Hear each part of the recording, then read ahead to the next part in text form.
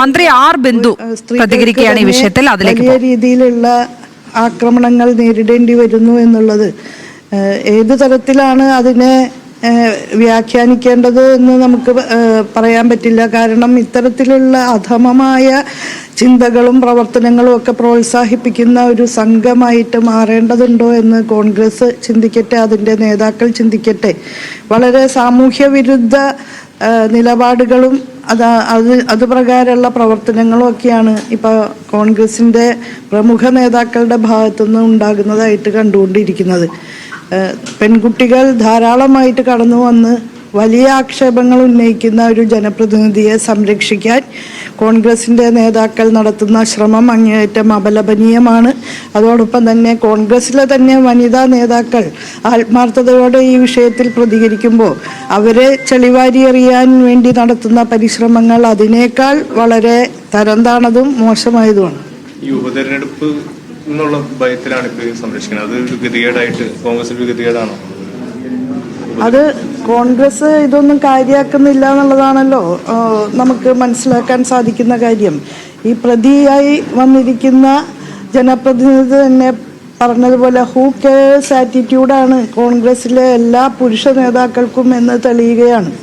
നേതൃത്വം ഫലപ്രദമായി ഇടപെടേണ്ട രീതിയിൽ ഇടപെടുന്നില്ല എന്ന് മാത്രമല്ല, പൊതിഞ്ഞു പിടിച്ച് സംരക്ഷിക്കാനുള്ള ശ്രമമാണ് ഇപ്പൊ നടത്തുന്നത് എന്നുള്ളത് വളരെയധികം പ്രതിഷേധാർഹം. നിങ്ങളിങ്ങനെ എയറിലേക്ക് ഇത് വിടണം, അത് ശരിയല്ല. എനിക്ക് എന്റെ പ്രതികരണം ഞാൻ തന്നു കഴിഞ്ഞു. അല്ല, ഞാൻ നിങ്ങളോട് വന്നപ്പോ തൊട്ട് തന്നെ പറയുന്നുണ്ട്. എനിക്ക് പറയാനുള്ളത് ഇന്നലെ വളരെ ക്ലാരിറ്റിയോടുകൂടി തന്നെ ഞാൻ പറഞ്ഞു കഴിഞ്ഞു.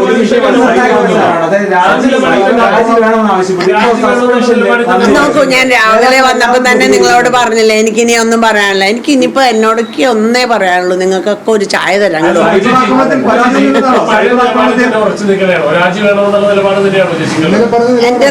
എന്റേത് ഞാൻ പറഞ്ഞു കഴിഞ്ഞല്ലോ. ഇനി പാർട്ടി തീരുമാനിക്കട്ടെ. ഇത് ഞാൻ തീരുമാനിക്കണ കാര്യമല്ലല്ലോ. എന്റെ അഭിപ്രായം ഞാൻ പറഞ്ഞു, അത് പിന്നെ പാർട്ടിയാണ് തീരുമാനിക്കുന്നത്. ഒരു പ്രശ്നമില്ല, ഒരു പ്രശ്നമില്ല. തീരുമാനം വന്നു. നിയമസഭയിൽ ഇരുത്തേണ്ടതില്ല, സസ്പെൻഷൻ, എന്നാൽ രാജി വേണ്ട, MLA സ്ഥാനത്ത് രാജി വെക്കേണ്ട എന്നാണ് ഇപ്പൊ തീരുമാനിച്ചിരിക്കുന്നത്. പാർട്ടി ഇപ്പോൾ നേതാക്കളൊക്കെ തന്നെ പ്രതികരിക്കുന്നുണ്ട്. അപ്പൊ എല്ലാരും പ്രതികരിക്കാത്തത് കൊണ്ട് ചിലപ്പോ എല്ലാരും പ്രതികരിക്കുന്നു എന്നുള്ളത് കൊണ്ട് ഞാൻ പ്രതികരിക്കുന്നില്ല, അല്ലെങ്കിൽ എല്ലാരും പ്രതികരിക്കാത്തതുകൊണ്ട് ഞാൻ പ്രതികരിച്ചതല്ല. ഞാൻ എൻ്റെ ഒരു അഭിപ്രായമാണ് പറഞ്ഞത് ഇന്നലെ. അത് ഞാൻ മറ്റുള്ളവരോട് ആരോടും ഷെയർ ചെയ്തതും അല്ല, ചോദിച്ചതും അല്ല. എനിക്കത് എൻ്റെ നീതിബോധം എനിക്ക് ഞാൻ തന്നെ അദ്ദേഹം ഉറപ്പായിട്ട് രാജിവെക്കുന്നു വിചാരിച്ചു. പത്രസമ്മേളനം നടക്കുമ്പോൾ എന്തായാലും ഒരു ക്ലാരിറ്റി ഉണ്ടാവും എന്തായാലും എന്ന് തോന്നി. പക്ഷെ അത് ഉണ്ടായില്ല എന്നുള്ളത് കൊണ്ടാണ് ഞാൻ ഇന്നലെ പറഞ്ഞത്. പിന്നെ നിങ്ങളെപ്പോലുള്ളവർ ഇങ്ങനെ ചോദിക്കുമ്പോൾ നമുക്ക് ഉത്തരം പറയാതിരിക്കാൻ പറ്റില്ല എന്നുള്ളത് കൊണ്ടാണ് പറഞ്ഞത്.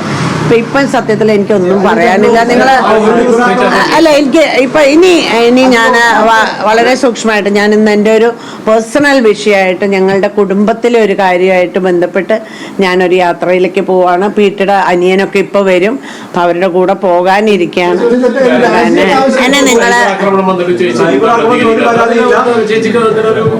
സൈബർ ആക്രമണം എന്നൊന്നും ഞാൻ പറയില്ല. എനിക്ക് സ്വതന്ത്രമായിട്ട് എന്ത് പറയാനുണ്ടോ അതുപോലെ എല്ലാവർക്കും ആ സ്വാതന്ത്ര്യം, അതാണ് ജനാധിപത്യം എന്ന് പറയുന്നത്. നമ്മൾക്ക് എന്ത് പറയാനുണ്ടോ അത് പറയാനുള്ള ഒരു സ്വാതന്ത്ര്യം എല്ലാവർക്കും ഉണ്ട്. അത് നമ്മളൊരു ആക്രമണമാണെന്ന് ചിന്തിക്കേണ്ട ആവശ്യമില്ല. അവരുടെ അഭിപ്രായം അവര് പറയുന്നു. എന്തായാലും ആ വ്യക്തിഹത്യോ എന്താ ആവട്ടെ, ഞാൻ അതൊന്നും വായിക്കാനേ പോയിട്ടില്ല. എന്റെ അഭിപ്രായം ഞാൻ പറഞ്ഞിട്ടുണ്ട്. അത് ഞാൻ എന്നും ഉറച്ചു നിൽക്കുന്നു എന്റെ അഭിപ്രായം.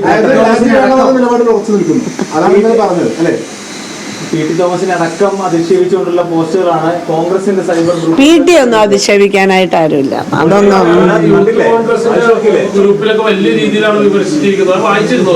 ഞാൻ വായിച്ചില്ല. ഞാൻ വായിച്ചിട്ടില്ല. വായിച്ചു കഴിയുമ്പോൾ ഞാൻ ആലോചിക്കട്ടെ എന്നിട്ട് പറയാം. ഇപ്പൊ എനിക്ക് സത്യത്തിൽ ഒന്നും പറയാനില്ല. എനിക്ക് ഇന്ന് വേറൊരു വിഷയമാണ് എൻ്റെ പേഴ്സണൽ, എൻ്റെ കുടുംബത്തിലെ ഒരു കാര്യമായിട്ട് ബന്ധപ്പെട്ട് വീട്ടിലെ അനിയനൊക്കെ വരിക, ഞങ്ങളുടെ കുടുംബ ഒരു പരിപാടിയായിട്ട് ബന്ധപ്പെട്ട് പോവുകയാണ്. ഇത് വളരെ പ്ലാൻഡായിട്ട് നേരത്തെ തന്നെ തീരുമാനിച്ചിരുന്ന ഒരു കാര്യമാണ്. അതുകൊണ്ട് എന്നെ ഒഴിവാക്കിയേക്ക്. എന്നാലും ഒരു പരാതിയില്ല. താൻ പറഞ്ഞ കാര്യത്തിൽ ഉറച്ചു നിൽക്കുന്നു. പക്ഷേ കൂടുതൽ പ്രതികരണങ്ങൾക്ക് ഇനിയില്ല. ഇപ്പോൾ മാധ്യമങ്ങൾ എന്തു ചോദിച്ചാലും കൂടുതൽ പ്രതികരണങ്ങൾക്കില്ല. സൈബർ ആക്രമണം തന്റെ ശ്രദ്ധയിൽപ്പെട്ടിട്ടില്ല, അത്തരം കാര്യങ്ങളൊന്നും വായിച്ചിട്ടില്ല എന്നാണ് ഉമാ തോമസ് എന്തായാലും പറഞ്ഞിരിക്കുന്നത്. വലിയ സൈബർ ആക്രമണം ഉമാ തോമസ് നേരിടുന്നത് പക്ഷേ നമ്മളെല്ലാവരും കണ്ടതാണ്.